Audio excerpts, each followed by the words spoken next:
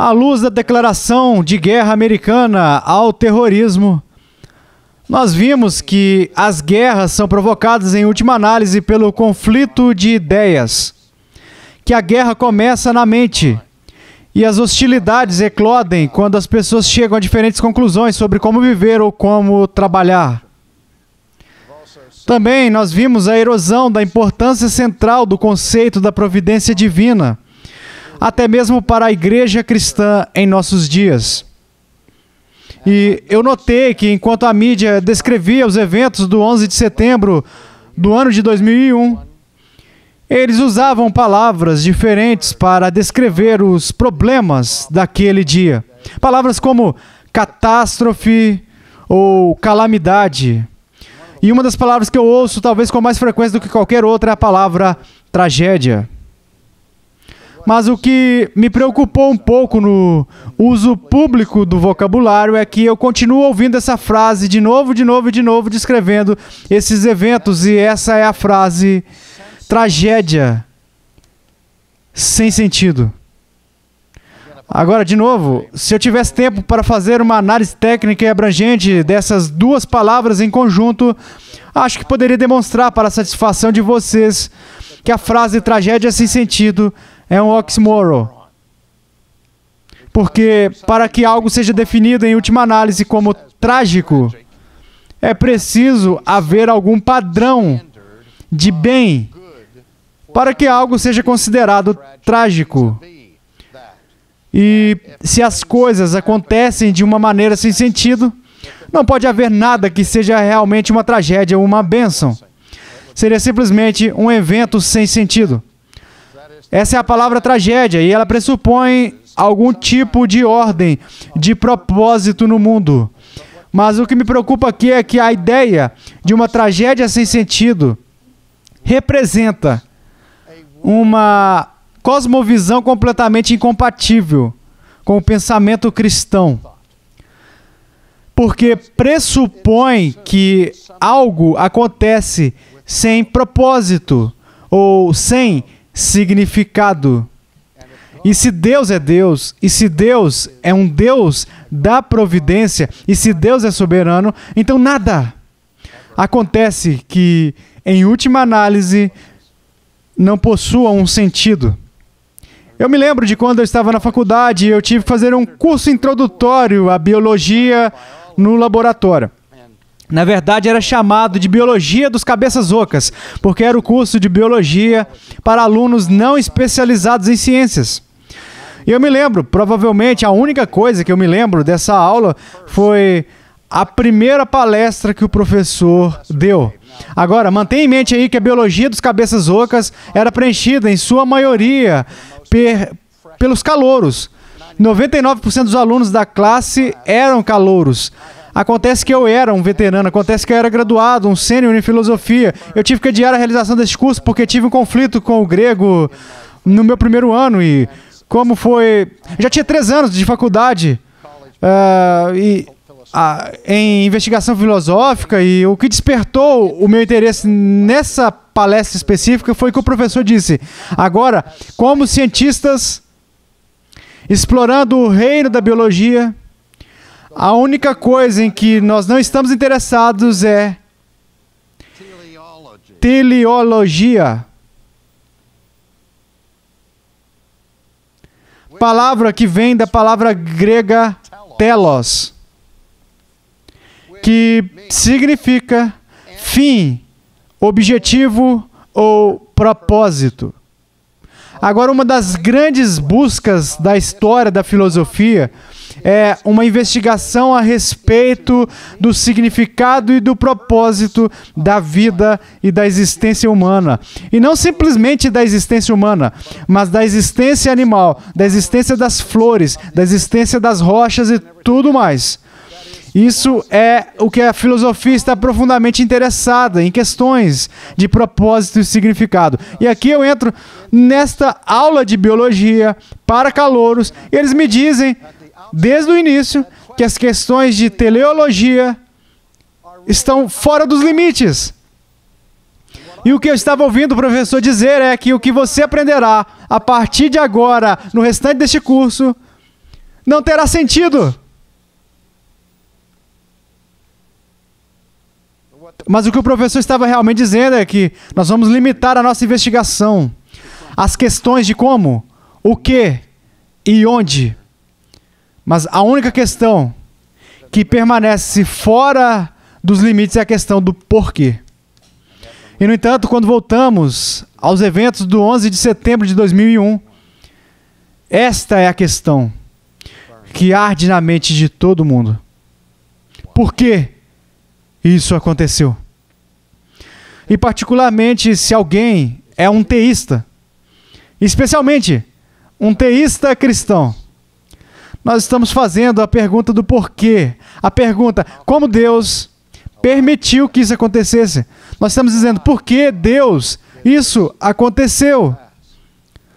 Porque os cristãos não permitem que eventos sem sentido aconteçam. Porque no cerne da vida cristã e da cosmovisão está tudo na história. Tem um propósito na mente do Deus Todo-Poderoso.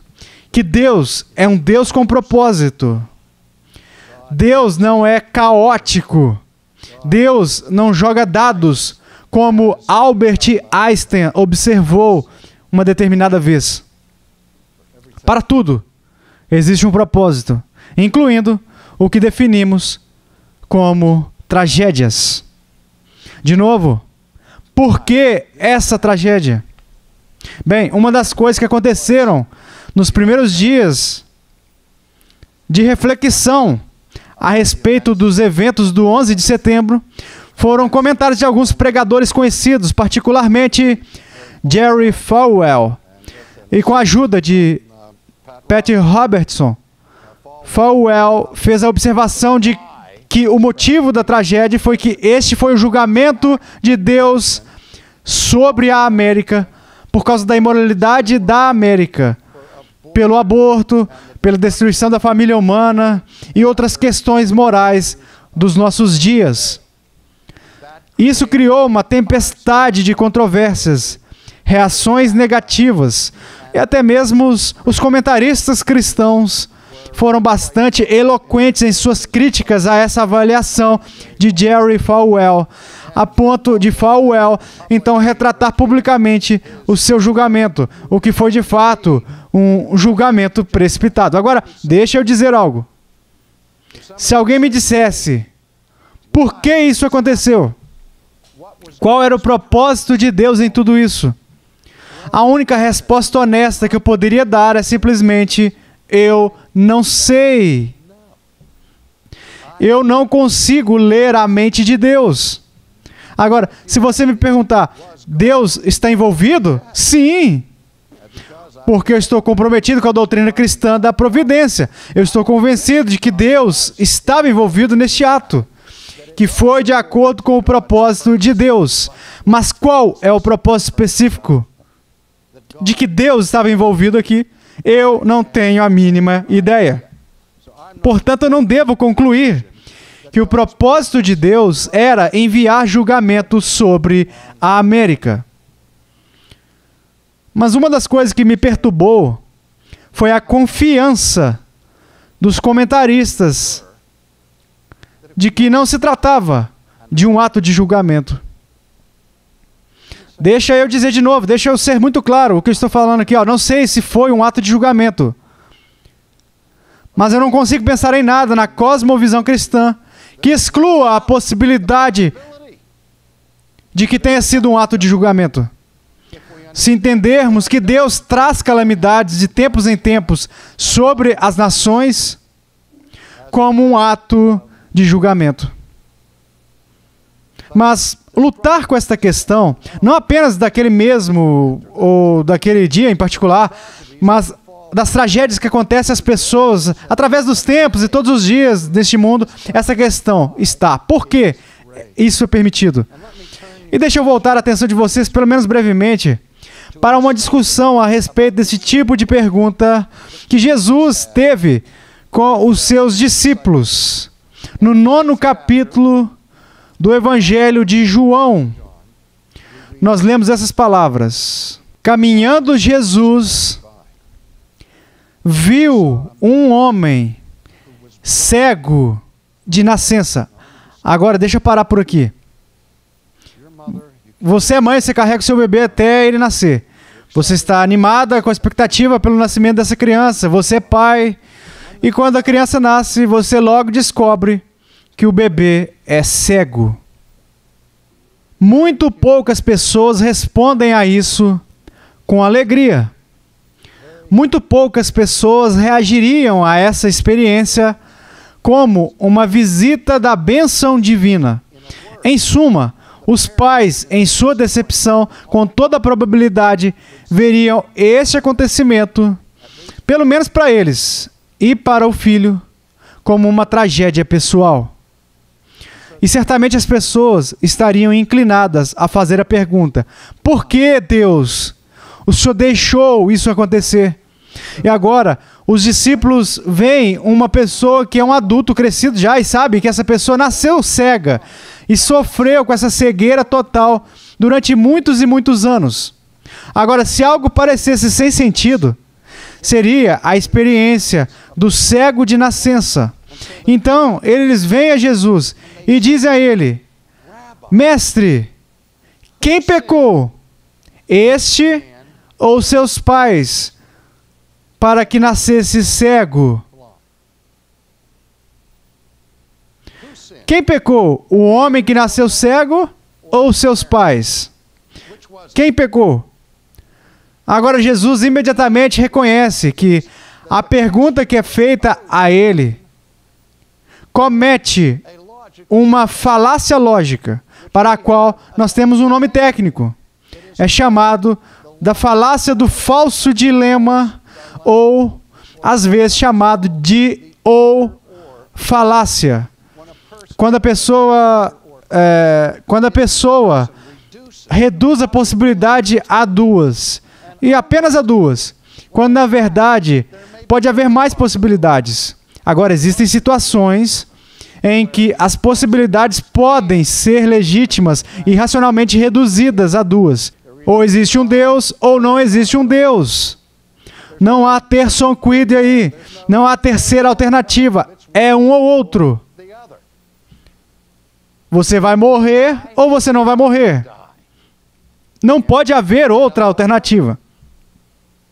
Mas neste caso, os discípulos correram para julgar e reduziram as opções para duas, quando havia uma terceira opção que eles não haviam considerado. Então Jesus, quando ouve a pergunta dessa maneira: Mestre, quem pecou, este ou seus pais, para que nascesse cego? Jesus disse o quê? Nem ele pecou, nem os seus pais pecaram, mas foi para que se manifestem nele as obras de Deus. É necessário que façamos as obras daquele que me enviou. Enquanto é dia, a noite vem, quando ninguém pode trabalhar. Enquanto estou no mundo, sou a luz do mundo. Dito isso, cuspiu na terra e, tendo feito lodo com a saliva, aplicou-o aos olhos do cego, dizendo-lhe: vai, lava-te no tanque de Siloé, que quer dizer enviado. Ele foi, lavou-se e voltou vendo. E o que se segue é o confronto que Jesus teve com os oficiais que ficaram surpresos com esse milagre específico que Cristo havia realizado. Mas Jesus disse: não foi por causa do pecado da pessoa e não foi por causa do pecado dos pais. Foi para manifestar o reino de Deus. O propósito de Deus aqui era demonstrar quem eu sou através deste milagre. E até hoje, 2000 anos depois, aquele cego que presumivelmente está no céu hoje, a quem seus filhos e netos se juntaram, sentaram-se no céu e falaram sobre como Deus usou a sua cegueira para demonstrar a identidade de Cristo.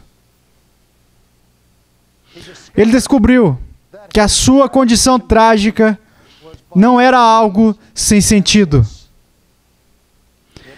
Tinha um propósito divino. Agora, olhamos para isso e nós vemos que os discípulos cometeram um erro.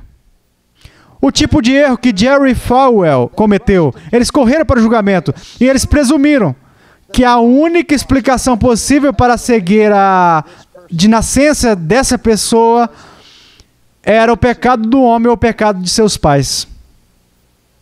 Assim como Falwell presumiu que os trágicos eventos de 11 de setembro foram o julgamento divino para certas coisas neste mundo. Os discípulos estavam errados, mas não vamos rejeitá-los como estúpidos. Algumas pessoas leem este texto e pensam, o que há de errado com esses discípulos? Que eles pensariam que Deus ia permitir que uma criança nascesse cega por causa do pecado dos pais? Ou que o próprio homem foi atingido pela cegueira por causa de algum pecado que ele cometeu? Por que eles fizeram essas suposições? Esses foram os discípulos de Jesus. Eles haviam tido o melhor seminário teológico da história desse mundo. Eles foram treinados pela própria palavra de Deus. Por que eles cometeriam um erro tão estúpido a ponto de presumir que havia algum tipo de relação entre o pecado e o sofrimento?